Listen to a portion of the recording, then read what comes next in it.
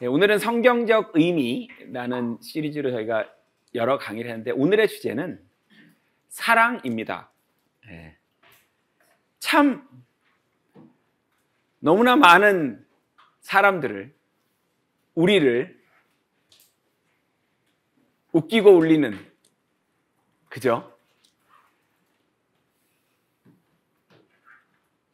사랑 때문에 정말 좋았던 순간들도 있고, 사랑 때문에 정말 가슴이 찢어지는 것 같은, 차라리 죽는 게 낫지 않을까 이제 싶을 정도의 아픔을 느껴보기도 하고, 막 당황해서 어떻게 해야 될지 모르니까 너무 괴롭고 당황하니까 막 자기답지 않은 이상한 짓을 하기도 하고, 그죠? 이게 뭐냐 이거예요. 왜 또 모든 언어에는 다 있을까요, 이 말이? 그죠? 이 나라 언어에는 없는데 저 나라 언어에는 있고 이런 게 아니라 모든 언어에는 이 말이 있어요. 예. 사랑해, 그죠?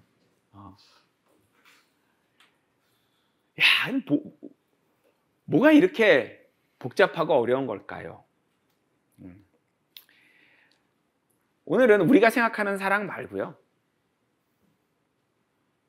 성경에서 사랑을 어떻게 정의하고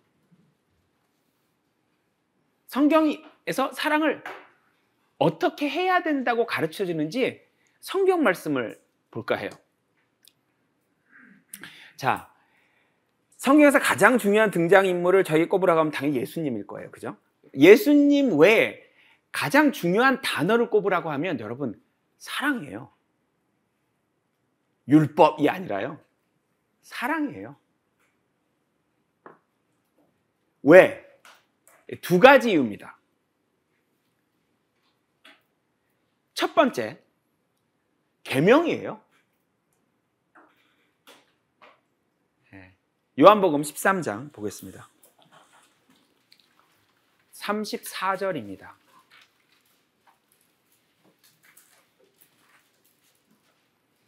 요한복음 13장 34절입니다.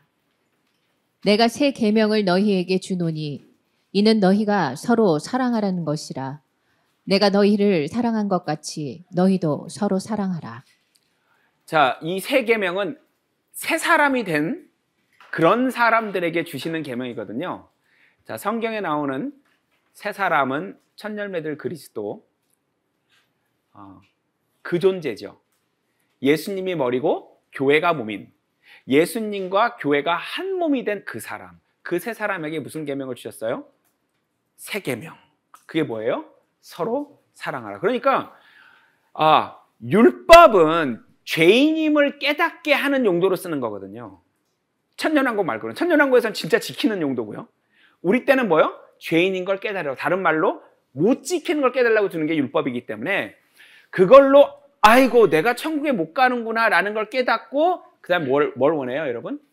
자비를 원해요. 자비. 하나님 저 좀 불쌍히 여기서 살려주세요 해가지고 하나님이 그 신비로운 믿음, 예수 그리스도의 믿음이라는 그 믿음을 우리 마음에 심어주면 이제 우리가 아이고 천국에 가게 되고 영생을 얻었잖아요. 자, 이런 사람들에게 하신 말씀이 이제 서로 사랑하라. 물론 이 서로 사랑하라는 계명에 대해서 이제 자세히 신약 성경에서 여러 저자들이 풀어서 다시 설명을 해줬죠. 오늘 그것도 확인해 보겠지만 제일 중요한 건 뭐예요? 계명이니까 알아야 돼요. 하나님이 계명 하나 줬어요. 마치 어떤 거냐면 에덴 동산에서 아담과 이브에게 무슨 계명 주셨죠? 선악과 먹지 마라. 그거 하나 주신 거잖아요. 네. 세 사람들에게는 뭐예요? 세 사람에게는 뭐예요? 서로 사랑하라. 선악과 먹지 마라 같은 거예요. 하나 그냥. 그러니 사랑이 뭔지 알고 어떻게 해야 하는지 아는 건 굉장히 중요한 문제란 말이에요. 또 그 다음에 제가 두 가지 이유라고 말씀드렸죠. 사랑이 중요한 두 번째 이유는 뭐냐? 첫 번째 이유는 이 세상에서 우리 계명이기 때문이라면 두 번째 이유는 결국 이게 결론이어서 그래요.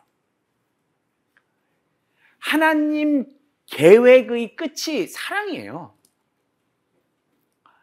우리가 하나님이 간절히 바라는 그 길로 들어서면 그 길의 끝에는 뭐가 있어요? 사랑이 있어요. 영원히 계속되는 신혼, 이렇게 생각하시면 됩니다. 인간의 신혼은 식잖아요. 영원히 계속되는 신혼,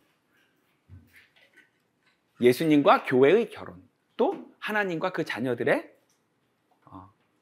함께 누리는 그 새하늘 새 땅, 이게 사랑이에요. 마지막이 사랑이어서 이걸 잘 알아야 돼요.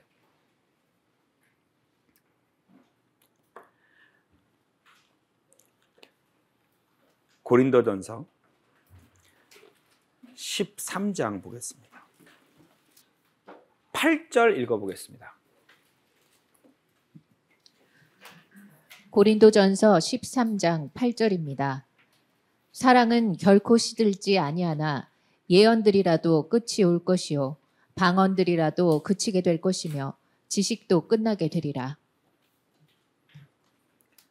13절, 12절, 13절. 고린도전서 13장 12절 13절입니다. 지금은 우리가 유리를 통해 희미하게 보나 그때에는 얼굴과 얼굴을 마주 볼 것이요 지금은 내가 부분적으로 아나 그때에는 내가 알려진 것처럼 알게 되리라. 이제 믿음, 소망, 사랑 이 세 가지가 있으나 이 중에서 가장 위대한 것은 사랑이니라. 자, 여러분 8절하고 13절을 같이 봅시다. 예언 사라져, 방언 사라져, 지식 사라져, 소망 사라져, 믿음 사라집니다. 다 사라집니다. 왜? 12절에 보면 희미하게 보일 때, 부분적으로 알 때 필요한 게 뭐예요? 믿음과 소망이에요. 실제 그것이 눈앞에 딱 있을 때는 믿음이란 말을 안 써요. 내 앞에 펜이 있어. 내 앞에 펜이 있다는 걸 믿어. 이거 정신 나간 사람이거든요. 믿음 뭐예요? 이 뒤에 있을 때. 내 뒤에 펜이 있는 걸 난 믿어. 이게 믿음이거든요. 이건 믿는 거예요, 아니에요? 아니에요. 그럼 우리가 이 세상에 갖고 있는 믿음 뭐예요? 예수님이 우리를 위해 돌아가셨다는 그 과거에 안 보이는 거. 그 다음에 영원히 예수님과 우리와 하나님과 함께 살 거라는 미래에 안 보이는 거. 결국은 뭐냐? 믿음이 왜 필요하냐면요. 지금이 아니라 옛날 일이기 때문에 믿어야 되는 거고요. 미래 일이기 때문에 믿어야 되는 거예요. 이게 현재가 되면 믿음이라는 게 있어요, 없어요?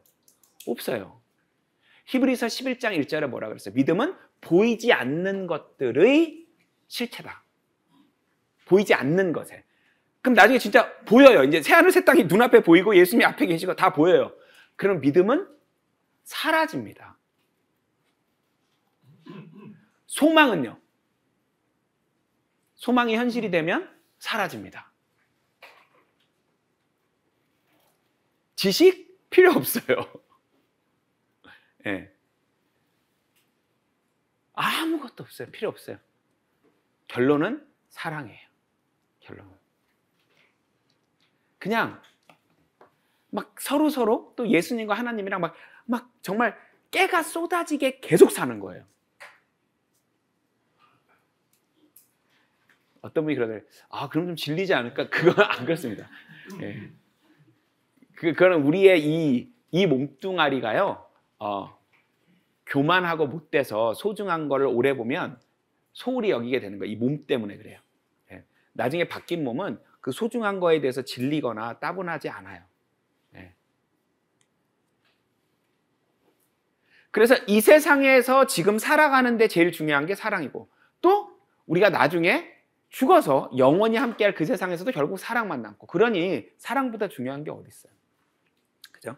자, 사랑이 중요한 두 가지 이유를 말씀드렸고요. 그러면 성경에서 말하는 사랑을 미리 한번 제가 설명을 드리고 그 다음 구절들을 찾아보겠습니다. 첫째, 우리가 이전에 성경적 의미 시대에서 우리가 선과 악 공부했었죠. 근데 선이 뭐였어요? 그냥 하나님이 선하신 거예요. 하나님의 뜻이 선한 거고, 그 뜻을 예수님이 받았기 때문에 예수님도 선한 분이 되셨고, 그걸 우리가 받으면 우리도 선해지는 거예요. 근데 원래는 뭐예요? 그냥 하나님 한 분만 선하신 거예요. 사랑이 똑같아요. 사랑은 하나님 것이라고 쓰여 있어요. 사랑은 하나님 것이에요. 그걸 예수님에게 주셨기 때문에 예수님이 사랑이 있었고, 그걸 우리에게 주셨기 때문에 우리도 사랑이 생기는 거예요. 그냥 하나님 거예요, 사랑은. 이걸 먼저 알아야 돼요. 선이랑 똑같은 거예요. 그냥 하나님 한 분 선하시고 하나님 한 분만 사랑을 가지고 계세요. 진짜 사랑은. 근데 이 사랑이 무엇이냐? 성경에서 말하는 정의는 나보다 저 사람이 더 중요한 거예요. 그걸 사랑이라고 해요. 그래서 그게 죽을 수 있어요. 그 사람을 위해서. 이게 성경에서 말하는 사랑의 정의예요. 예. 자기보다 중요하면 죽을 수가 있거든요. 예. 이게 성경에서 말하는 정의예요. 예. 그 다음에 하나님이 자기 자녀들에게 성령을 통해서 사랑을 주신대요. 그래서 자기가 사랑받는 걸 어떻게 하냐면요. 받는 사람의 영과 성령이 소통을 하면서 사랑받는 걸 알게 돼요. 아, 나를 사랑하시는구나. 이게 막 느껴져요. 성령과 소통이 될 때. 그렇게 해서 사랑을 부어주신다고 돼 있어요. 그럼 사랑을 받았잖아요. 그럼 이게 이제 남한테 가는 거예요. 네. 그래서 여러분 처음에 행여나 이 땅에서 사랑하는 사람이 생겼을 때 그게 사랑 같잖아요. 그건 사랑이 아니에요. 네. 그냥 많이 좋아하시는 거예요. 네. 그거는 다른 거예요. 네. 그냥 막 그 설레고 두근거리고 좋아하고 이거랑은 좀 달라요. 네. 자, 세 번째. 그러면 자녀들은 어떻게 해야 되냐? 받기만 할 수 없잖아요. 받았으면 돌려드리고 싶잖아요. 이 딸들 둘이 어저께 괜히 막 돌아다니면서 엄마 아빠 사랑해 뭐 이런 노래를 계속 뭐 하고 다니는 거예요. 계속 사랑한대요. 저희한테. 근데 왜냐하면 이제 저나 제 아내가 이렇게 사랑하는 걸 느끼겠죠. 자기들도 사랑한다고 말해주고 싶은가 봐요. 막연히 뭔지 알아요. 신기하죠? 엄마 아빠가 하도 사랑한다고 하니까 사랑이 뭔지 설명은 안 했거든요. 애들 안 들었고 잘 들어봐. 사랑이 뭐냐고 설명한 적 없어. 그냥 사랑해라는 말을 계속 하니까 뭔지 모르겠지만 자기도 그 말이 나오는 거죠. 네. 자, 자녀들은 하나님을 어떻게 사랑하느냐? 계명을 지키는 걸 하나님은 사랑하는 걸로 간주하시겠대요. 계명을 안 주시면 지금 이 세상에서는 계명을 안 주시면 하나님을 사랑할 방법이 없어요. 계명을 모르면 하나님을 사랑할 방법이 없어요. 왜? 하나님의 계명을 지키는 게 나를 사랑하는 거야 라고 딱 정의를 내려버리셨기 때문에 계명을 안 다음에 그 계명을 지키면 하나님이 너 날 사랑하는구나. 그럼 아담과 이브가 하나님한테 사랑 표현을 어떻게 하면 돼요? 하나님 사랑해요를 말할 필요도 없어요. 어떻게 하면 돼요? 선악과 안 먹는 매 순간이 사랑 고백이에요. 그냥 안 먹고 있으면 하나님 사랑해요. 계속. 안 먹고만 있으면. 자, 그렇게 해서 자녀들이 반대로 아버지에게 사랑을 돌려드립니다. 근데 계명을 안 지키면 하나님을 안 사랑한다는 얘기잖아요. 그럼 하나님 사랑도 우리한테서 점점 멀어집니다. 네. 자, 성경에서 말하는 사랑의 또 한 가지 측면이 뭐냐면 이렇게 상대방이 내 사랑을 고마워하지 않을 때, 받아주지 않을 때, 돌려주지 않을 때 인내와 용서가 필요하다고 돼 있어요. 인내와 용서가.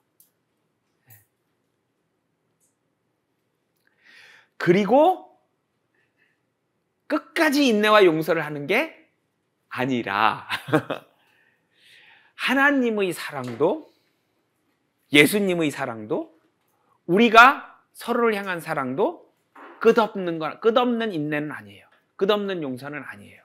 어느 순간이 되면 끝이 있어요. 하나님의 사랑도 또 우리 사이에도 그렇게 해야 돼요. 네. 결국에는 하나님도 사람들이 지옥에 가는 걸 막으실 수가 없어요. 왜? 사랑만 있으신 분이 아니라 정의로운 분이셔서 그래요. 사람들이 왜 지옥에 가느냐? 하나님이 인간을 안 사랑해서가 아니고요. 정의로우셔서. 네. 하나님은 인간이 죄 속에서 신음하는 걸 너무 아파하시고 자기 마음이 너무 괴롭다고 그렇게 성경에 기록이 돼 있거든요. 자, 그럼 지금부터 이제 성경에서 하나님이 주신 말씀들을 차분히 한번 보도록 하겠습니다. 사랑에 대해서 가장 많은 얘기가 있는 장 두 개를 고르라고 한다면 고린도전서 13장, 요한일서 4장이에요. 요 두 장에요. 사랑 얘기가 많아요. 물론 실제 그 사랑을 나누는 건 아가서예요. 아가서. 그거는 이제 뭐 그냥 그 우리가 나중에 새하늘 새 땅에서 누릴 그냥 그 신혼, 깨가 쏟아지는 그 신혼은 아가서고요. 우리에게 설명해 주시는 건 고린도전서 13장, 요한일서 4장이 아주 많은 내용을 담고 있습니다. 요한일서 4장 먼저 가볼게요. 7절부터 12절까지 읽어볼 건데요. 이제 중요한 얘기들이 7절에 보면 사랑은 하나님 것이다. 원래 이제 그런 얘기가 나오고요. 그죠? 그 다음에 하나님이 사랑이시다 이렇게 나오고, 그 다음에 죽음만큼 강하고 죽어줄 수 있을 정도의 감정, 그만큼 상대방을 소중하게 생각하는 게 죽음을 정의로 말하고요. 그 다음에 시작은 하나님이 먼저다. 이제 이런 말씀이 있고, 우리가 계속 그 사랑 안에 머물려면 어떻게 해야 되는지 이런 순서로 기록이 되어 있습니다. 자, 읽어보도록 하겠습니다. 요한일서 4장 7절에서 12절입니다. 사랑하는 자들아, 우리가 서로 사랑하자. 이는 사랑이 하나님께 속한 것이기 때문이라. 사랑하는 사람은 누구나 하나님께로부터 태어났으며 또 하나님을 아느니라. 사랑하지 아니하는 자는 하나님을 알지 못하나니 하나님은 사랑이시기 때문이라. 우리를 향한 하나님의 사랑이 이렇게 나타났으니 곧 하나님께서 그의 독생자를 세상에 보내신 것은 우리로 그를 통하여 살게 하려 하심이라. 여기에 사랑이 있으니 우리가 하나님을 사랑한 것이 아니요 그분이 우리를 사랑하시고 그의 아들을 우리 죄들을 위하여 화목제물로 보내신 것이라. 사랑하는 자들아, 하나님께서 이처럼 우리를 사랑하셨으니 우리도 서로 사랑하는 것이 마땅하도다. 어느 때에도 하나님을 본 사람은 아무도 없으나 우리가 서로 사랑하면 하나님께서 우리 안에 거하시고 그의 사랑이 우리 안에서 온전해지느니라. 이것이 사랑의 본질입니다. 그냥 근원이 하나님이에요. 그러니까 인간끼리의 사랑은 다 그냥 그림자고요. 다 한계가 있는 거예요.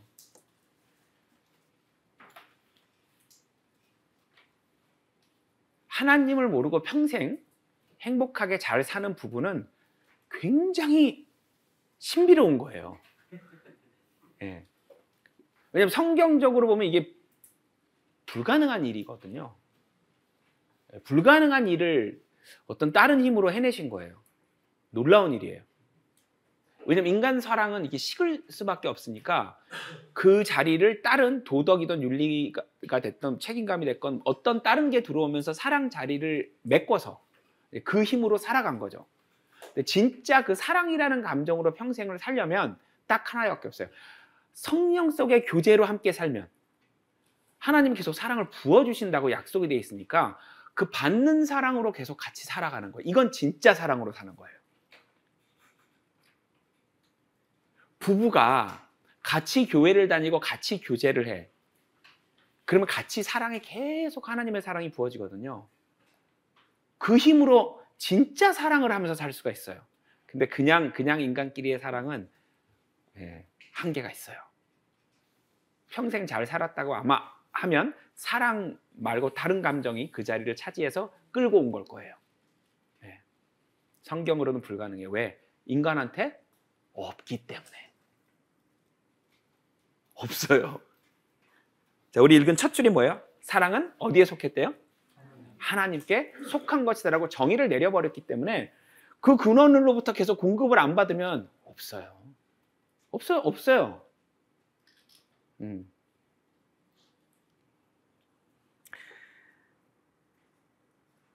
9절.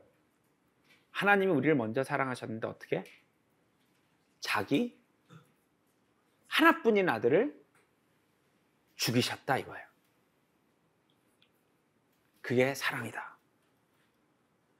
먼저 사랑하셨다, 우리를. 19절에 한 번 더 읽어볼까요? 요한일서 4장 19절입니다. 우리가 그분을 사랑하는 것은 그분께서 먼저 우리를 사랑하셨습니다. 자, 하나님이 우리를 먼저 사랑하셨다. 왜 이 순서가 중요할까요? 여러분, 먼저랑 뭐랑 관계가 있냐면 서열과 관계가 있어요. 하나님은 인간 세상에 서열을 만드셨을까요? 안 만드셨을까요? 만드셨어요. 예. 교회에서도 서열이 있고요. 예, 성경에 보면. 근데 이제 우리 교회에서는 최대한 안 만들려고 하는데, 왜냐하면 그 서열만큼 거기에 맞는 정도의 사람이 너무 어려운 일이다 보니까 자신이 없어서 뭐 장로, 뭐 그죠? 집사, 뭐 이런 걸 이제 사실 그렇게 해도 됩니다. 다만 또 단점이 있다 보니까 조심스러워서 안 하고 있는데, 아무튼 하나님은 교회에서도 서열이 있습니다. 집안에서도 서열이 있죠. 부모님이 자식의 머리입니다. 부부는 뭐예요? 성경에 의하면, 세상 얘기 아닙니다. 사회적인 얘기 아니고 성경에는 뭐라고 되어 있냐면 남편이 아내의 머리라고 되어 있어요. 그럼 머리여서 좋은 게 아니라요. 머리면 뭐예요? 먼저 사랑해야 돼요. 그게 어려운 거예요. 그쪽이 나중에 감동할 때까지 먼저 계속 사랑해야 돼요. 하나님이 우리에게 그렇게 사랑을 하고 다 주고 기다려주듯이, 그렇게 모르고 철딱서니 없이 구는 내내 하나님이 기다려주셨듯이 부모님이 자식을 기다려줘야 돼요. 할 수 없어요. 부모가 머리여서 자식한테 사랑을 계속 쏟아주면서 언젠간 이놈이 철이 들고 내 마음을 알아주길 기다리는 수밖에 없어요. 자, 또 부부를 적용한다면 남편이 아내를 계속 사랑하면서 언젠가 그 아내가 언젠가 정말 남편 사랑에 감동할 때까지 기다려주는 수밖에 없어요. 그게 리더의 안 좋은 점이에요. 리더가 무조건 좋은 게 아니에요. 성경에서 이 사람보다 이 사람이 위야 하는 순간 또 그만큼 안 좋은 점이 있어요. 하나님이 더 높은 기준을 제시하시고 더 본이 되라, 모범이 되라, 네가 먼저 해라, 희생해라, 이렇기 때문에. 아무튼 사랑은 방향이 있어요. 흔히 우리말로 뭐라 그래요? 내리사랑이라고 하는 그 내리사랑이라는 방향이 있어요.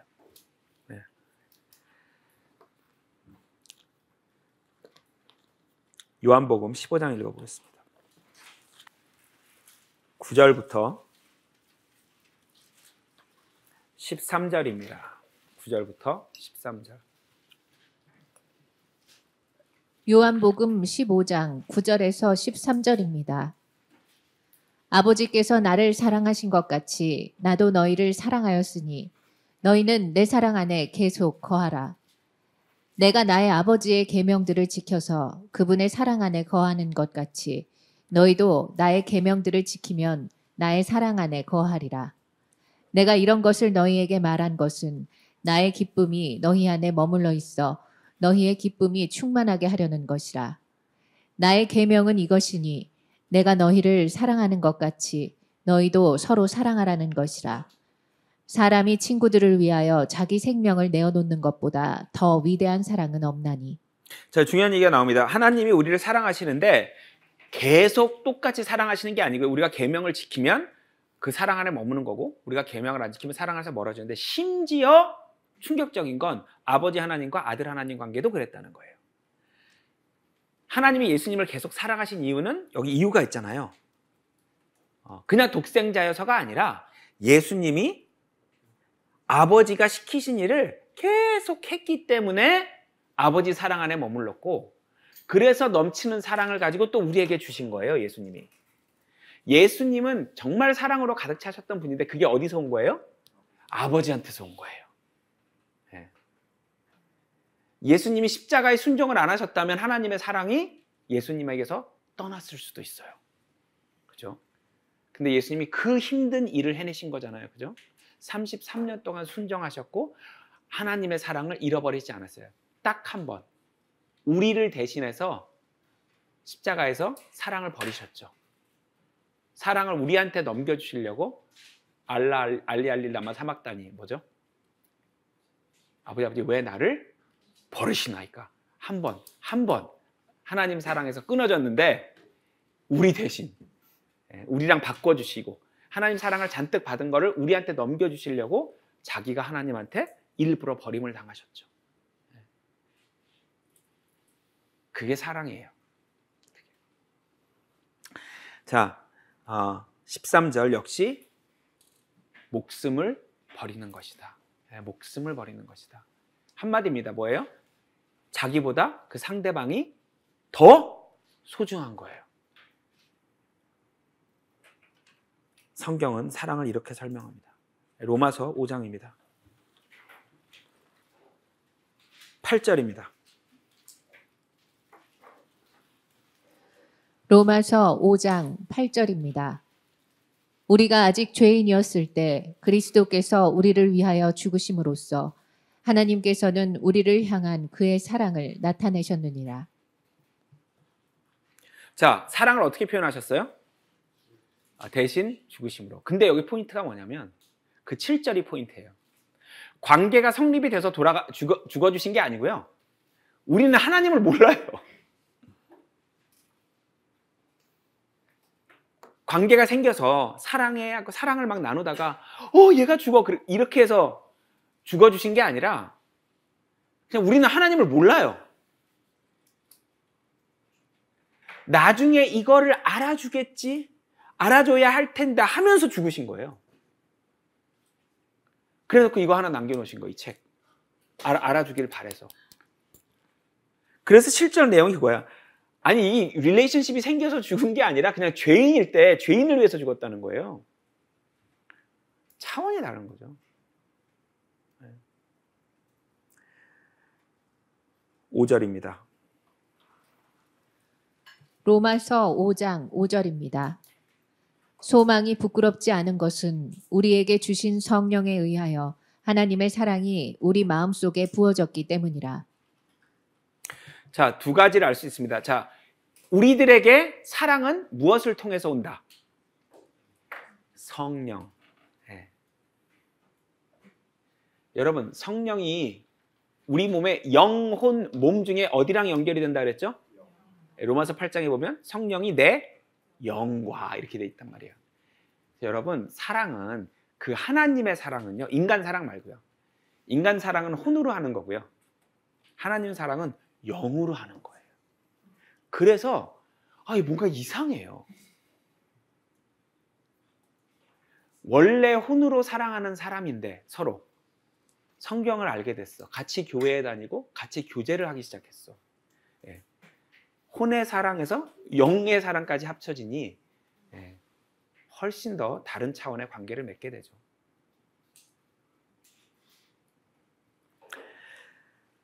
또 하나,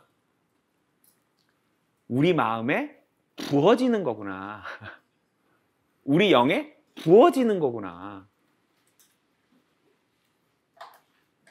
자기 걸 짜내는 게 아니에요. 사랑해야지. 안 되죠. 안 돼요, 잘. 부어지는 거예요. 자기 영에다가 성령을 통해서 부어지는 거예요. 자, 이 간단한 논리 하나가 안 되는 거예요. 상대방을 자기보다 더 소중하게 이게 안 되는 거예요, 사람이 잘. 자기야, 뭐 먹고 싶어?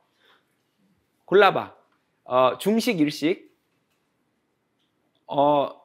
나 중식. 갑자기 일식이 너무 먹고 싶어요. 근데 일식은 어때? 사랑하지 않는 거예요. 일식은 자기가 먹고 싶은 거잖아요. 상대방이 지금 뭐 먹고 싶다 그랬어요? 중식이요. 그럼 뭐 먹어야 돼요, 사랑하면? 중식 먹는 거예요. 이게 안 돼요. 중식, 왜 하필이면 중식이지?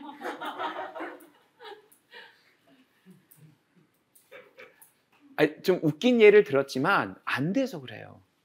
그래서 싸우는 거예요, 여러분.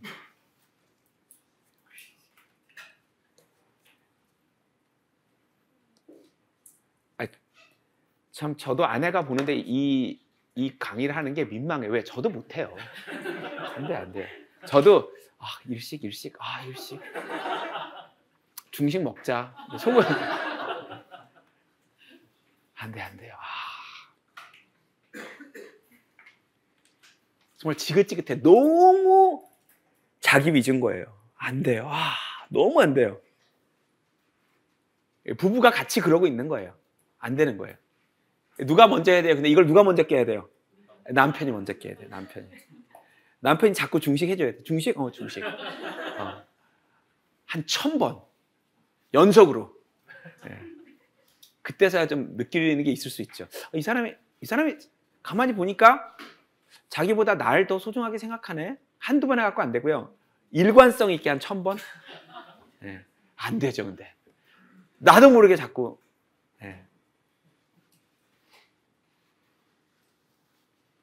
관계가 있어도 그런데 하나님은 관계가 안 생겼을 때 하셨다는 거예요. 죄인일 때 상대방. 그게 놀라운 거죠.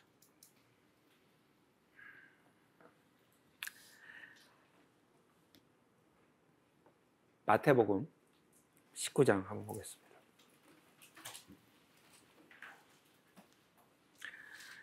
마태복음 19장 19절부터 22절까지 읽었는데 여러분 아시는 얘기죠? 젊은 부자 관원. 그죠? 예수님이 이 뒤에 예루살렘 입성하시잖아요. 이제 나귀 타고 21장에서 들어가서 만나게 될 사람들의 샘플을 미리 만나시는 거거든요. 그 예루살렘에서 만나게 될 사람들의 특징이 뭐냐면요. 자기들이 의로운 줄 알아요. 그런 특징을 가지고 있어요. 그 예루살렘 사람들은. 19절부터 22절까지 읽어보겠습니다. 마태복음 19장 19절에서 22절입니다. 너의 아버지와 어머니를 공경하고 너의 이웃을 네 자신과 같이 사랑하라고 하시니 그 청년이 주께 말씀드리기를 이 모든 것은 내가 어려서부터 지켜왔나이다. 아직도 내게 부족한 것이 무엇이니까 하니 예수께서 그에게 말씀하시기를 네가 온전해지기를 원하면 가서 네가 가진 것을 팔아 가난한 사람들에게 나누어 주라. 그리하면 하늘에 있는 보물을 가지게 되리니 그런 후에 와서 나를 따르라고 하시더라. 그러나 그 청년이 그 말씀을 듣고 슬퍼하며 가더라. 이는 그가 많은 재산을 가졌기 때문이라. 자, 사랑의 원칙은 간단해요. 상대방이 자기보다 중요한 거기 때문에 상대방이 힘들면 자기 재산을 다 줘야 되거든요. 그래야 상대방이 더 중요한 거잖아요. 자기가 사랑을 했다고 하니까 예수님 앞에서 너 이웃을 사랑하라는 그 사랑 지켰니? 그럼 천국 갈 수 있지. 네, 지켰어요. 이렇게 대답한 거예요. 그러면 네 돈을 다 줘야지. 상대방이 더 중요하니까. 그지? 자, 빨리 주라. 그랬더니 그때 깨닫는 거예요. 아직까지 상대방보다 자기가 더 중요한 걸. 즉, 인간은 사랑을 할 수 있다, 없다? 없어요. 예수님이 실제 원하시는 거는 율법을 못 지키는 걸 깨닫는 거기 때문에 여기서 기대하셨던 것도 율법을 못 지키는군요. 제가 율법을 못 지키면 전 지옥 가는군요. 이걸 기대하셨는데 제가 일단 첫 번째 지킨다고 해버리니까 그때 이제 못 지키는 걸 깨닫게 해주셨는데 인간에게 사랑이 없다는 걸 깨닫게 해주셨는데 도망가 버렸어요. 자, 근데 이게 가능했던 적이 있느냐? 있습니다. 사도행전 4장이에요. 32절 읽어보도록 하겠습니다. 사도행전 4장 32절입니다. 그러므로 믿는 사람들의 무리가 한 마음과 한 혼이 되어 아무도 자기 소유를 자기 것이라고 주장하는 자가 없고 모든 것을 공동으로 쓰니라.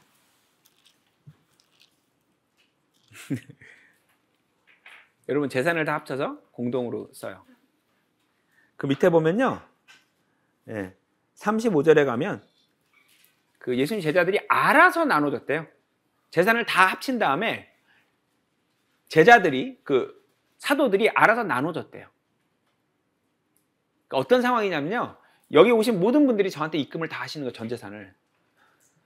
그럼 제가 보고 이렇게 나눠주는 거 알아서 그냥. 근데 아무도 안 싸웠어요. 그렇게 사이좋게 잘 살았어요. 물론 이제 이 뒤에 이제 문제가 된 사람도 나오긴 하지만 전체적으로는 잘 지내요. 왜? 상대방이 더 중요해요. 자기보다 교회 식구들이 더 중요한 거예요. 자기보다. 자, 여러분 TV 보다 보면 위험한 거 할 때 밑에 꼭 뭐가 나와요? 여러분 절대로 따라하지 마세요. 여기 성경 구절 밑에 그게 쓰여 있어야 돼요. 여러분 절대로 따라하지 마세요. 여러분 이때는 어떤 때냐면요. 베드로가 죽은 사람을 살리잖아요. 요 뒤에. 그죠? 바울도 유두고라는 사람을 살리잖아요. 이때는 뭐냐면 하나님의 일꾼들이 죽은 사람을 살릴 정도의 놀라운 힘을 가지고 있어요. 영적인 힘을. 예. 그래서 이게 가능한 겁니다. 자, 여러분 재산 합쳐서 같이 사는 건 언제만? 여러분들 중에 죽은 사람을 막 살리는 사람이 있을 때만. 그때만 재산 합쳐도 됩니다. 예. 이 시대에는 재산 합치면 돼요, 안 돼요? 예, 하지 마세요. 예. 100% 법정에서 마무리됩니다. 예.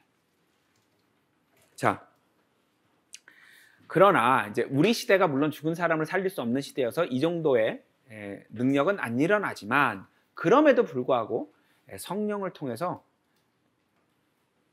참 못 느껴보는 감정들을 많이 느껴져. 자, 그러면 우리 시대는 뭐야? 안 좋은 것만 있는 거야? 우리는 왜 안 돼? 이렇게 생각하실 수 있죠. 분명히 그건 안 좋은 점입니다. 아쉬운 점이에요. 그런 일을 할 수 없고 그런 일을 볼 수 없다는 게 너무 아쉽죠. 좋은 점은 뭐예요? 거듭난 성도가 행동을 잘못한다고 지옥 가질 않아요. 왜?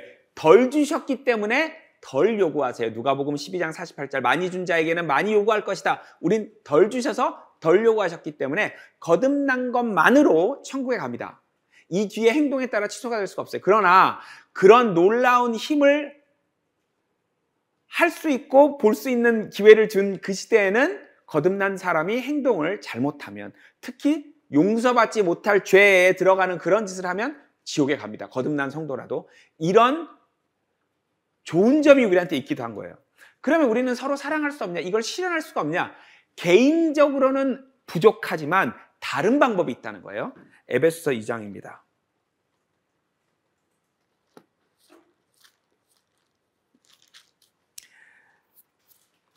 에베소서 2장 10절하고 15절 여기를 보면 우리 개개인적으로 하나님의 일을 하는 게 아니라요. 15절에 새 사람이라는 사람을 만드신대요.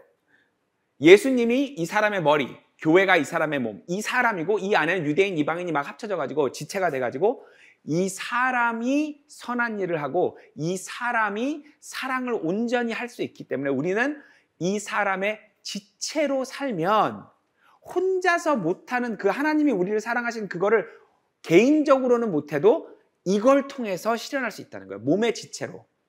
그죠? 그 4장에 보면 이제 12절부터 16절에 보면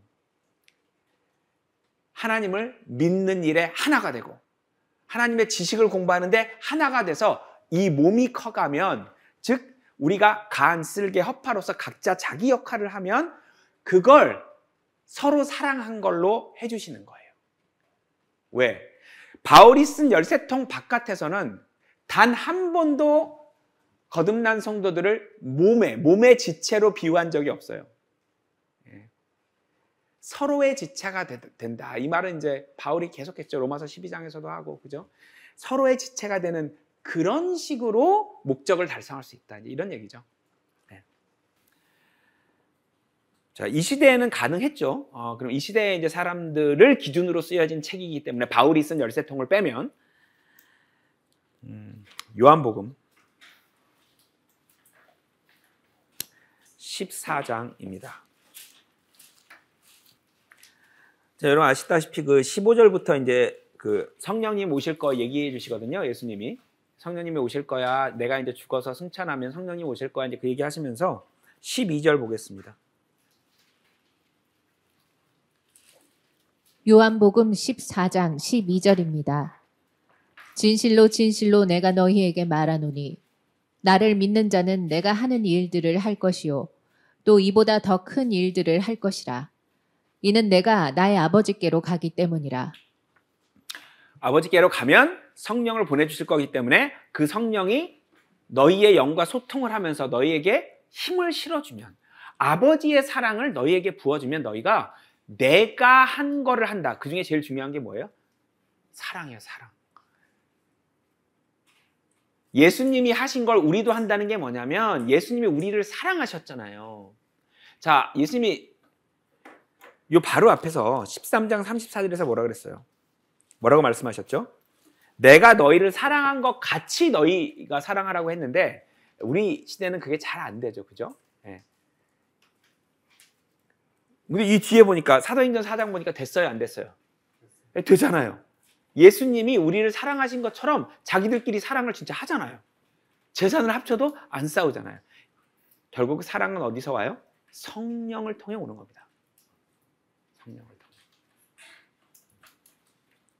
갈라디아서 5장입니다. 22절입니다. 갈라디아서 5장 22절입니다. 그러나 성령의 열매는 사랑과 기쁨과 화평과 오래 참음과 친절과 선함과 믿음과. 자, 사랑은 어디서 온다? 성령에서 온다. 예, 성령의 열매 중에 제일 먼저 나오죠. 그죠? 디모데전서 1장입니다.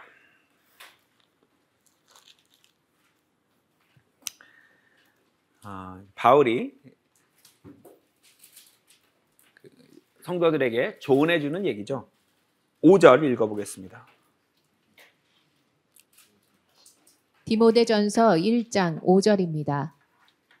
이제 계명의 목적은 순수한 마음과 선한 양심과 가식 없는 믿음에서 나오는 사랑이거늘. 자, 사랑이 어디서 나오냐면요, 이 세 가지에서 나온다고 합니다. Pure heart, 깨끗하고 맑은 마음. 두 번째, 좋은 양심. 자, 양심은 뭐다? 인간의 영을 양심이라고 합니다. 전도서 보면 짐승도 영이 있거든요. 개미들이 그렇게 질서정연하게 막 움직이고 하는 게 다 짐승들의 영이 하나님의 컨트롤을 받는 통로예요. 근데 이제 짐승이 말고 사람의 영을 이제 양심이라고 하는데요.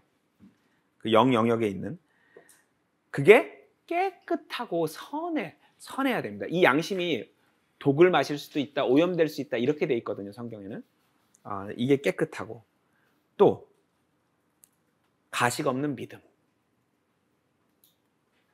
이 세 가지가 사랑을 만드는 토양이 되는 거예요. 자, 우선 결론적으로 뭐냐면 마음이 깨끗해야 되는데 결국은 청소가 필요한 거예요. 마음과 영이 청소가 필요한 거예요. 근데 이 청소도 역시 성령이 한다고 되어 있어요. 시편 51편입니다.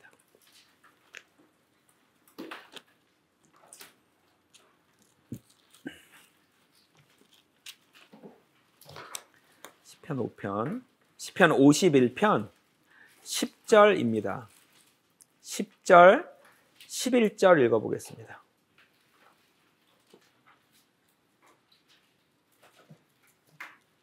시편 51편 10절 11절입니다. 오 하나님이여, 내 안에 깨끗한 마음을 창조하시고 내 안에 바른 영을 새롭게 하소서. 주의 면전에서 나를 내어 쫓지 마시고 주의 거룩한 영을 내게서 거두어 가지 마소서. 영을 renew라고 돼 있어요. 킹제임스 성경에는 renew. 자꾸 청소하는 거예요. 깨끗하게 닦는 거예요. 왜? 더러워질 수 있고 얼룩이 낄 수 있고 오염이 될 수가 있기 때문에 계속 맑게 유지하는 겁니다. 성령으로. 인간의 영은 뭘로 씻는다? 성령으로 씻는 거예요. 바울도 똑같은 얘기를 했습니다. 디도서입니다. 디도서 끝이죠. 3장 5절입니다. 5절 읽어보겠습니다. 디도서 3장 5절입니다.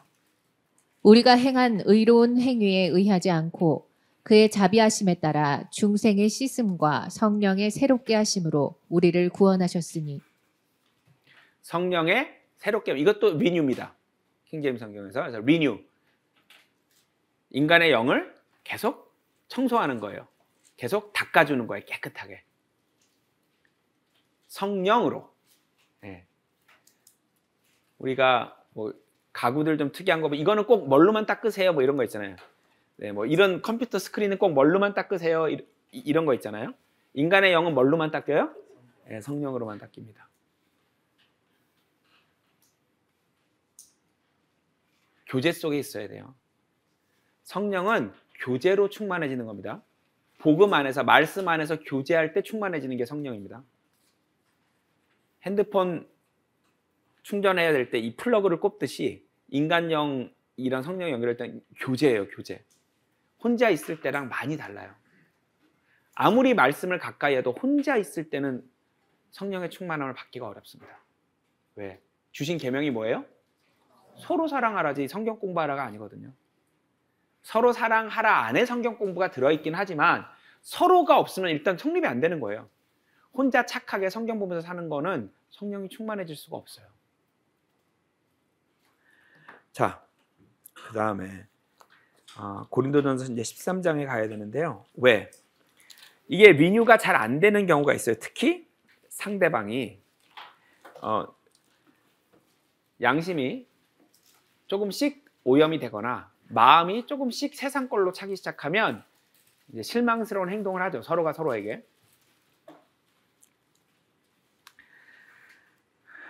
어, 13장 우선 1절부터 3절 읽어보겠습니다. 자, 여기서 조심하셔야 될 게 1절부터 3절을 읽고 하나님이 불의웃 돕기를 하라는 얘기를 하시는 거라고 오해하는 분들이 많아요. 불의웃 돕기 정말 중요하고 좋은 거고 크리스천이 해야 될 일입니다. 근데 이 구절은 그 뜻이 아닙니다. 불의웃 돕기를 해도 소용이 없다는 얘기를 하시는 구절입니다. 읽어보도록 하겠습니다. 고린도전서 13장 1절에서 3절입니다. 내가 사람들과 천사의 방언들로 말한다 해도 사랑이 없으면 소리내는 노시나 시끄러운 꽹과리가 되고, 내가 예언의 은사가 있어 모든 신비와 모든 지식을 알고 또 산을 옮길 만한 모든 믿음이 있다 해도 사랑이 없으면 나는 아무것도 아니요. 또 내가 내 모든 소유를 주어 가난한 사람을 먹이고 내 몸을 불사르게 내어준다 해도 사랑이 없으면 내게 아무 유익이 없느니라. 자, 13절이 불의웃 돕기 맞죠? 불의웃 돕기를 해도 사랑이 없으면 소용이 없다라는 말씀이 뭐냐면, 그 불의웃 돕기 할 때 돈만 주지 말고 마음을 같이 줘야 돼, 이 얘기를 하는 게 아닙니다. 여기서 말하는 사랑은 하나님 사랑 말하는 거예요. 받은 거 있냐고요. 여러분, 하나님 사랑 받은 거 없이 불의웃 돕기 많이 합니다. 전 재산 기부하고 돌아가시는 분들도 있어요. 그 행동의 이유가 하나님 사랑을 받아서 하는 건 아닌 거예요. 다른 일이에요. 물론 위대한 일이고 훌륭한 일이지만 천국 지옥 가는 거랑은 상관이 없습니다. 불의웃 돕기는. 어떤 분이 끝까지 복음을 거부하고 끝까지 하나님 앞에 이 성경 말씀을 들으려 하지 않고 전 재산을 기부하고 돌아가셨으면 인간 감정으로는 당연히 천국 가야 될 것 같잖아요. 성경은 그렇지 않아요. 왜? 그 안에서 양심이 계속 말씀을 드렸는데 안 들으셨거든요. 이거 아무리 해도 허전하지, 불의웃 돕기 아무리 해도 뭔가 채워지지 않는 그게 있지, 양심이 계속 얘기를 했거든요.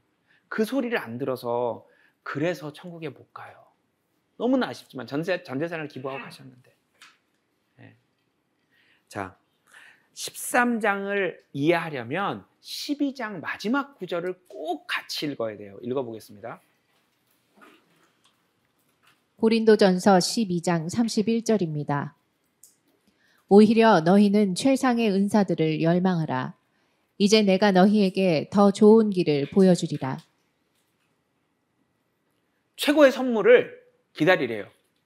그리고 나오는 얘기예요. 사랑이 뭐예요? 성령이 주시는 최고의 선물인 거예요. 사랑은 내 안에 걸 짜내는 게 아니라 성령이 충만해졌을 때 성령이 나한테 주시는 거예요, 그냥. 선함도 하나님이 그냥 주시는 거고요, 우리에게. 믿음도 받더니 하나님이 주시는 거고요. 사랑도 받더니 하나님이 주시는 거예요. 받아서 사랑하는 그 사랑이 중요해요. 여러분, 아내를 진심으로 사랑하고 싶으세요? 남편을 진심으로 사랑하고 싶으세요? 친구를 진심으로 사랑하고 싶으세요? 자녀를 진심으로 사랑하고 싶으세요? 그러면 받은 걸로 해야 돼요. 교제 속에서 충만해진 다음에요, 그 마음에 이상한 감정이 생기거든요. 그거 가지고 해야 돼요. 그게 진짜 하나님이 인정해 주시는 그 사랑이에요. 그거 없이, 이거 성경 읽을 때마다 하나님이 날 위해서 어떻게 하셨는지, 예수님이 날 위해서 어떻게 하셨는지 자꾸 이게 보일 때마다 그 사랑이 내 마음에 부어지는 거거든요. 그걸로 하는 거란 말이에요, 사랑을. 자, 그러면 이제 4절부터 7절인데요. 참아라에서 시작해서 참아라로 끝납니다. 읽어보도록 하겠습니다. 고린도전서 13장 4절에서 7절입니다. 사랑은 오래 참고 친절하며, 사랑은 시기하지 아니하고, 사랑은 자랑하지 아니하며, 교만하지 아니하고, 무례하게 행하지 아니하며, 자신의 유익을 추구하지 아니하고, 급히 성내지 아니하며, 악을 생각하지 아니하고, 불의를 기뻐하지 아니하며, 진리를 기뻐하고, 모든 것을 참으며, 모든 것을 믿고, 모든 것을 바라며, 모든 것을 견뎌내느니라. 오래 참고로 시작해서 견뎌라로 끝납니다. 왜냐하면 이게 상대방이 자기 마음 같지 않거든요. 왜? 하나님이 우리 사랑하실 때 우리가 하나님 마음 몰라줬잖아요. 계속 외면하고 계속 내 하고 싶은 대로, 계속 내 멋대로 살았잖아요. 그런 거예요. 그래서 하나님 사랑을 받으면 우리도 하나님처럼 좀 왜 그러니? 그러지 마라 하면서 계속 기다려줄 수가 있어야 돼요. 이게 어렵죠. 예. 화가 확 나버리죠. 예. 어려워요. 예. 어렵죠. 오래 참고로 시작해서 견뎌라로 끝나거든요. 자, 얼마큼? 이 정도면 얼마큼이냐? 누가복음 17장입니다. 3절, 4절 읽어보겠습니다. 누가복음 17장 3절에서 4절입니다. 너희는 스스로 주의하라. 너의 형제가 너에 대하여 죄를 지으면 그를 꾸짖고, 그가 회개하면 용서하라. 그가 하루에 7번이나 너에게 죄를 짓고 또 하루에 7번이나 너에게 돌아와서 내가 회개한다고 말하면 그를 용서하라고 하시더라. 미안해, 진짜 잘못했어. 근데 왜 하루에 7번 하냐면요, 진심으로 회개해도 안 고쳐지기 때문이에요. 사람은 진심으로 회개해도 잘 안 고쳐져요. 성령 안에서 교제 속에 있으면 조금씩 나아지긴 하는데요, 그렇게 고쳐지지는 않아요. 왜냐하면 그게 치명적인 자기의 단점이기 때문에요. 거짓말을 하는 사람은 자꾸 하기 마련이고요, 화를 내는 사람은 자꾸 화를 냅니다. 잘난 체를 하는 사람은 자꾸 잘난 체를 하고, 남을 미워하는 사람은 자꾸 미워하게 되고, 그러나 나아지긴 해요. 근데 얼마나 안 고쳐지냐면 하루에 7번 같은 짓을 하는 거예요. 진짜면 정말 안 그렇게 하고 또 해요. 근데 그게 이 사람이 진심이 아니어서가 아니고요, 원래 사람이 잘 안 고쳐져서 그래요. 그렇기 때문에 하루에 7번 해도 용서하라는 거예요, 하나님이. 단 전제가 있어요. 뭐예요? 회개하면. 회개하라는 건 마음을 말하기 때문에 이제 마음이 느껴지긴 해야죠. 입으로 미안해, 이거는 용서해 줄 필요가 없고요. 회개는 마음이 하는 거기 때문에 그 사람의 마음이 진심인 것 같으면 용서해 줘야 돼요. 자꾸 해도 용서해 줘야 돼요, 마음이 진심이면. 정말 본인이 괴로워하고 미안해하면 용서해 줘야 돼요. 물론 모든 죄 끝까지 이건 아닙니다. 이제 우리가 그 끝을 좀 이따 보긴 할 거예요. 마태복음 18장 보겠습니다.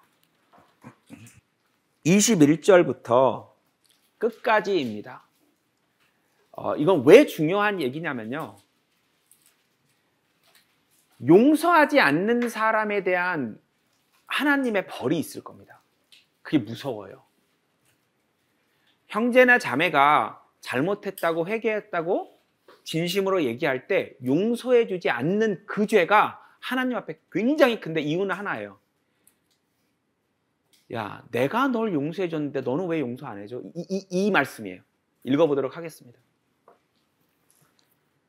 마태복음 18장 21절에서 35절입니다.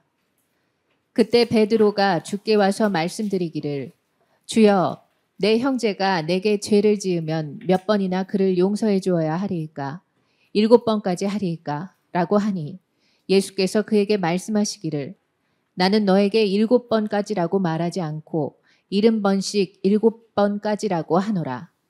그러므로 천국은 마치 자기 종들과 계산을 하고자 하는 어떤 왕과 같으니라.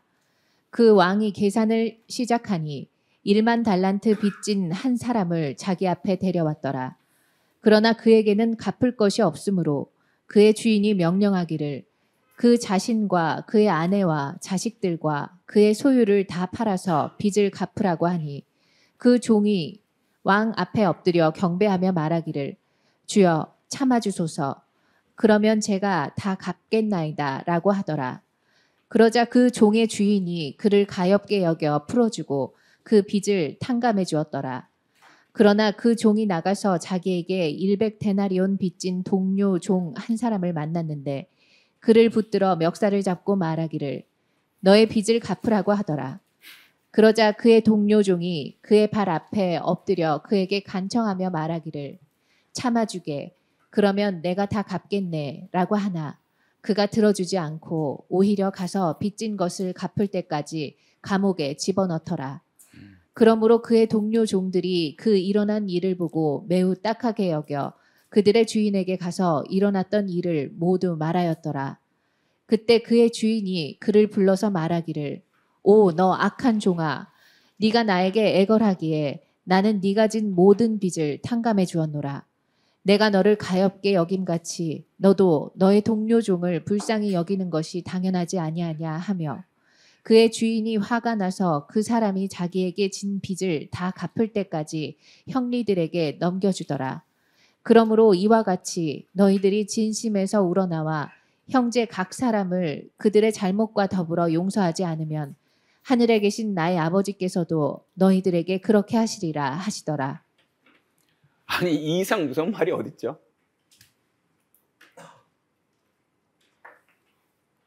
어떤 사람이 우리에게 정말 큰 잘못을 했다고 칩시다. 그게 우리가 하나님 앞에 잘못한 거랑 비교할 수 있나요? 우리가 태어나서부터 지금까지 한 그 하나님 앞에 한 그 어마어마한 양의 잘못과 어떤 사람이 나한테 한 그 잘못 하나가 비교할 수가 있냐고요. 나는 너의 죄를 이만큼 용서해 줬는데 너는 왜 저 사람의 죄 요만큼을 용서 못 해주냐. 그걸 하나님이 굉장히 못됐다고 보시는 거예요. 너 정말 못됐구나. 너 정말 악하구나. 너 용서받을 때 마음은 어땠니? 네가 나한테 용서받기 직전에 네 마음이 어땠니? 그러면 저 사람도 너한테 그런 마음이라면 당연히 용서해 줘야 되는 거 아니니? 이제 하나님이 이런 말씀. 용서 안 해? 그럼 나도 너한테 다시 청구할게. 이거는 그럼 죽는 겁니다, 진짜. 예. 물론 이제 바울의 편지에는 이런 내용은 없습니다. 바울이 쓴 열쇠통과 나머지 성경은 그 책임을 묻는 강도가 다르죠. 예. 항상 말씀드리지만 하나님의 일꾼들이 죽은 사람을 살릴 수 있는 시대는 특별한 힘을 받은 시대이기 때문에 그 시대가 정상이고 하나님의 일꾼들이 죽은 사람을 못 살리는 우리 시대가 오히려 비정상입니다. 확실한 건 뭐예요? 하나님이 책임을 묻는 강도는 우리 시대와 다르지만 남을 용서해 주지 않는 것, 특히 그쪽에서 진심으로 용서해 달라고 하는데 용서해 주지 않는 건 이건 하나님 앞에 굉장히 큰 죄입니다.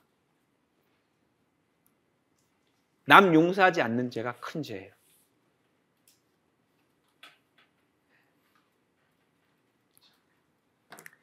자, 그러면 끝없이 용서하고 끝없이 봐줘야 되냐? 당연히 아닙니다. 당연히 아닙니다. 데살로니가 후서 3장입니다. 자, 6절부터 15절인데요. 서로 사랑하라는 말을 오해하지 않아야 합니다. 무슨 말이냐면 바울이 쓴 편지들을 우리는 우선적으로 봐야겠죠. 뭐냐? 서로 사랑하라는 말을 이용해서 자기는 일을 안 하고 상대 형제들, 교회에 있는 식구들에게 의지해서 살려는 사람들이 있었던 거예요. 일을 안 하는 거예요. 나 돈 좀 빌려줘. 나 힘들어. 서로 사랑을 했잖아. 나 돈 좀 빌려줘. 일 안 하면서. 빌려주면 안 됩니다. 일단 그냥 여러분 제발 절대로 교회 안에서 돈 빌려주거나 빌리지 마시고 빌려주지 마세요. 주시는 건 괜찮아요.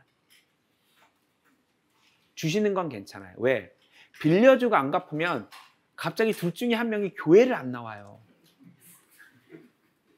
안 갚는 사람이 못 나오거나 안 갚으면서 계속 나오면 빌려준 사람이 화가 나서 안 나오거나.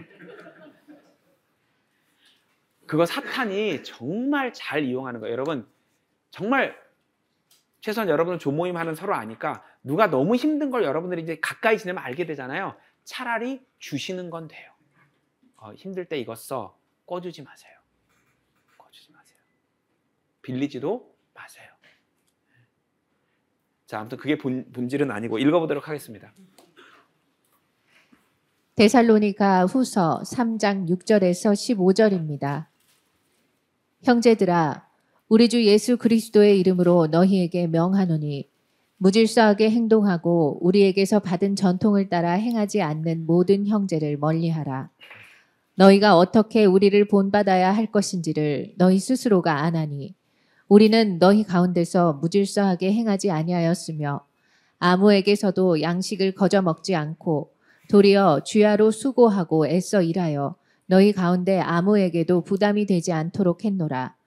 이는 우리에게 권리가 없어서가 아니요 다만 우리가 스스로 너희에게 본을 보여 우리를 본받게 하려 함이라.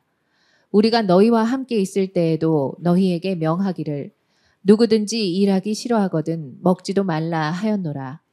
우리가 들으니 너희 가운데서 무질서하게 행하여 전혀 일하지 아니하고 참견 잘하는 자들이 있다 하니 이제 우리가 우리 주 예수 그리스도를 통하여 이런 자들에게 명하고 권하노니 조용히 일하고 자기 양식을 먹으라. 그러나 형제들아 너희는 선을 행하다가 낙심하지 말라. 누구든지 이 편지에 쓴 우리의 말에 순종치 않거든 그를 주목하여 사귀지 말고 그로 하여금 부끄럽게 하라. 그러나 원수같이 여기지 말고 형제로서 권고하라. 끝이 있습니다. 계속 용서하고 계속 인내하는 게 아니에요. 자, 여기서는 이제 형제에게 부담을 주는 짓을 하지 말라는 겁니다. 여러분 행여나 여러분들이 일적인 거를 가지고 조모임이나 이런 데서 얘기를 하시거나 하면 상대방이 부담을 느낄 수가 있어요. 하여튼 세상 얘기는 특히 이제 그게 돈과 관계된 문제, 일과 관계된 문제는 정말 조심하셔야 됩니다. 여러분들이 그런 의도를 안 하셨어도 상대방이 부담을 느낄 수가 있어요. 뭔가 도와줘야 되나? 해드려야 되나? 부담을 주지 말라는 거예요. 자, 이것뿐만이 아니죠. 그래서 결국은 어떤 사람들에게서는 인내하고 용서하는 게 아니라 그냥 탁 멀리 해야 되거든요. 멀리. 기준이 뭘까요? 기준이.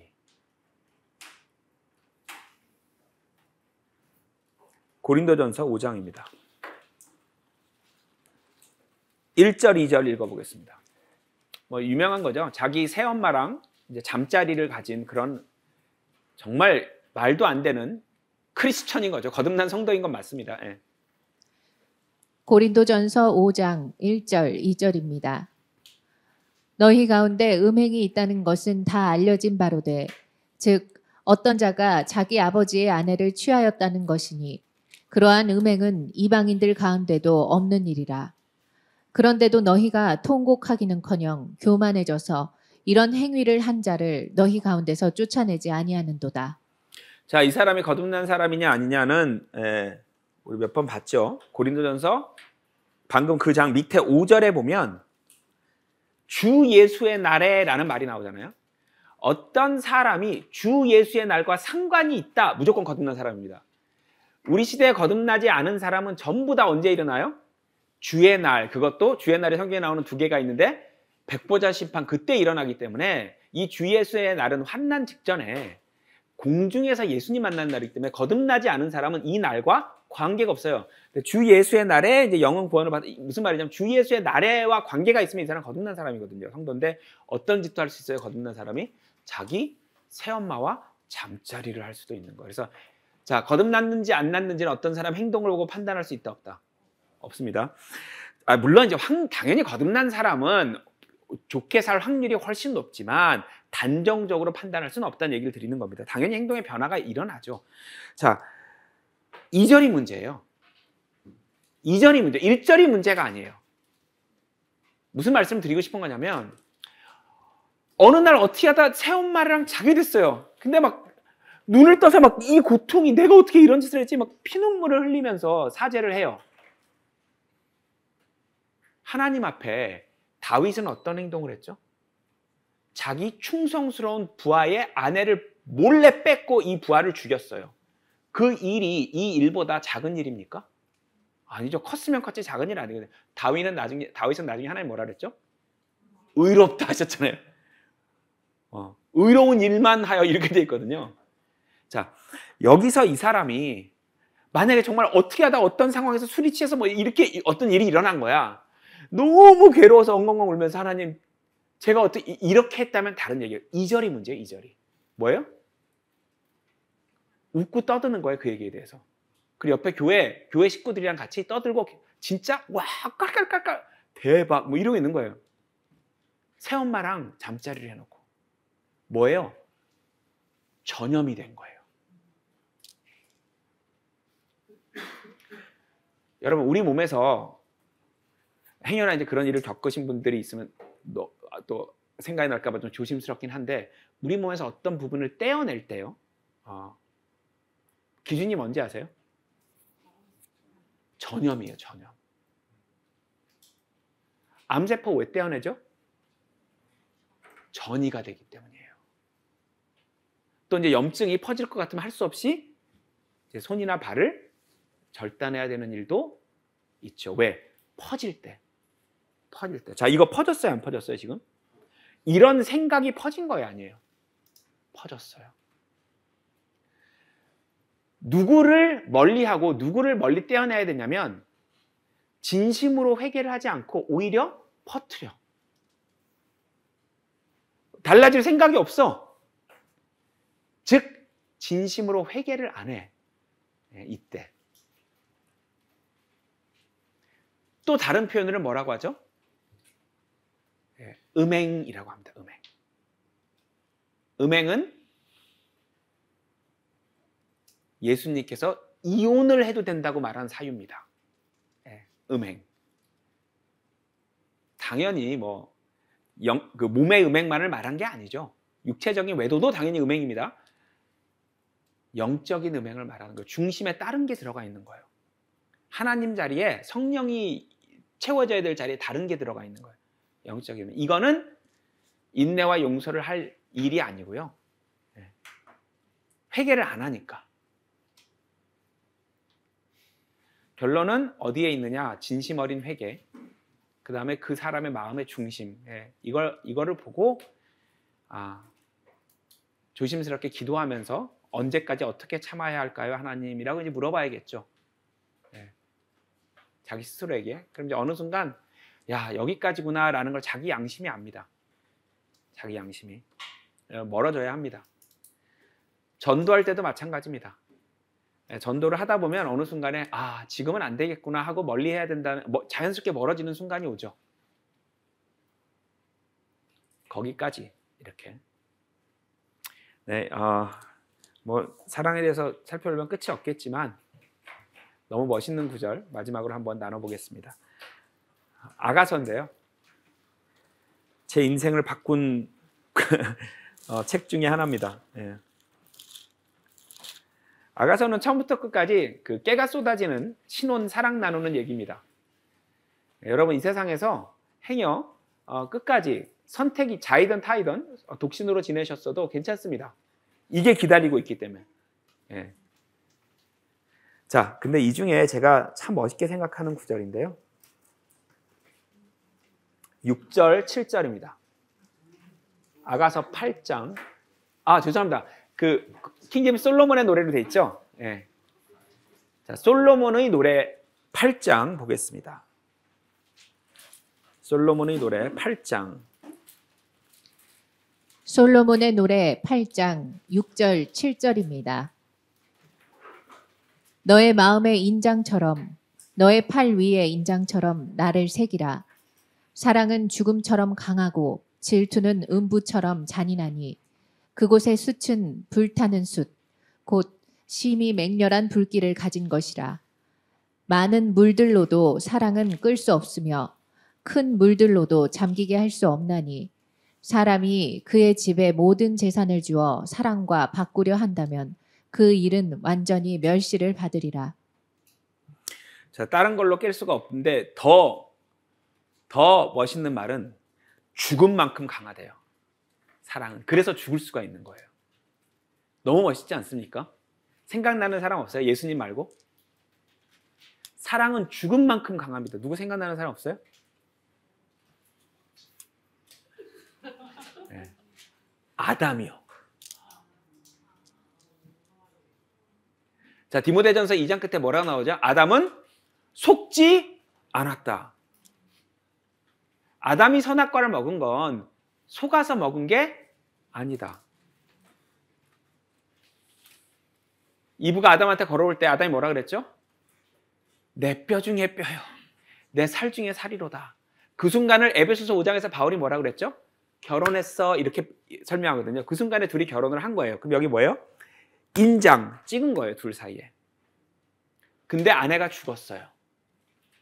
아내가 죽었어요. 그럼 어떻게 해요? 왜 먹었어? 잘 가. 진짜. 이게 사랑이에요. 사랑은 뭐만큼 강하다고요? 죽음같이. 죽는 겁니다. 죽음만큼 강하기 때문에 죽는 거예요. 사실은 에베소서 5장에서 이 안에 예수님과 교회의 비밀이 숨어 있다라고 말해줬잖아요, 바울이. 이 아담과 이브 사이에 숨겨진 이야기가 굉장히 많습니다. 예. 물론 상징이니까 예수님과 교회 사이와 완전히 똑같진 않은데 성경에 안 나온 부분들 중에 우리가 깨달을 수 있는 게 정말 많아요. 사랑이 뭔지에 대해서. 일단 이건 따로 나중에 아담과 이브 다음 시간에 이것만 가지고 따로 한번 공부를 해보도록 하죠.